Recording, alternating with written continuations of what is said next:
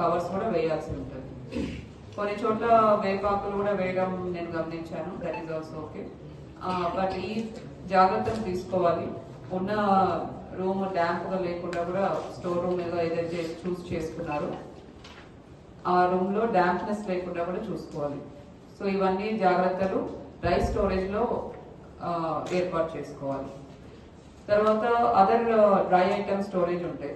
So dry item storage కూడా వీలైనంత వరకు ఏదైనా కంటైనర్స్ లో పెట్టాలి. మనకు ఇట్లా 100 kg కంటైనర్స్ దొరుకుతుంటాయి. సో అటువంటి కంటైనర్స్ లో డ్రై ఐటమ్స్ కూడా స్టోర్ చేసుకోవాలి. తర్వాత వెజిటబుల్ స్టోరేజ్ కూడా చాలా ఇంపార్టెంట్.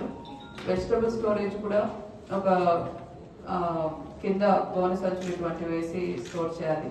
కంపల్సరీ వెజిటబుల్స్ మీద ఒక క్లాత్ అనేది పరచాల్సి ఉంటుంది. క్లాత్ లాంటిది పరచడం ఎక్కువ ఈగలు వచ్చే అవకాశం ఉంటుంది. సో అందుకు